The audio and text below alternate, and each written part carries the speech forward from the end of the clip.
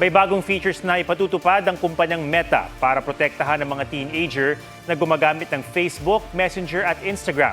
Kabilang dyan ang pangontra sa bullying at mga di angkop na content at time limit. May report si Dano Tingkungko. Kung istriktong susundin ng polisiya ng Meta, 13 years old dapat para makapag-open ng account sa Facebook, Instagram at Messenger. Pero maaari ang ma-adjust gaya ng ginawa sa South Korea, Quebec sa Canada, Spain at Florida sa Amerika na 14 years old ang minimum age para makagamit ng social media. 16 years old naman sa Australia. Dito sa Pilipinas, ipatutupad ng Meta ang teen account settings para sa 13 hanggang 17-year-old users. Sa ilalim nito, magiging private by default ang account ng teenagers. Ibig sabihin, hindi na makikita ng hindi nila friend ang content o feed ng user. Kailangan din munang i-approve ng user ang bagong followers. Hindi rin pwedeng i-message ang user ng kahit sinong hindi konektado na sa kanila. Stricto rin ang pagpapatupad ng filters ng user mula comments hanggang direct messages o DMs. Ilalagay rin sa pinaka-istriktong setting ang anti-bullying feature ng Meta na hidden words. May time limit din sa paggamit. Pagkatapos ng isang oras, otomatikong makakatanggap ng notification ng user para isara na ang app. May sleep mode din na naka-on by default mula alas 10 ng gabi hanggang alas 7 ng umaga.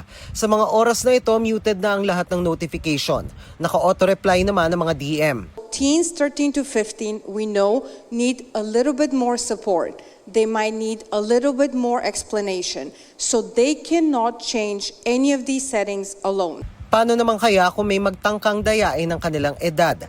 Aminado ang Meta, wala silang 100% paraan para pigilan ito. If we suspect that they're lying, or if they try to change their birthday, they will be sent through this menu of options, and they will either do a selfie.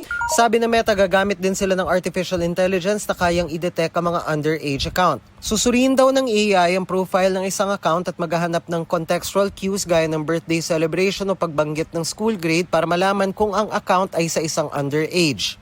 Ano naman kaya ang say ng mga teenagers at mga magulang?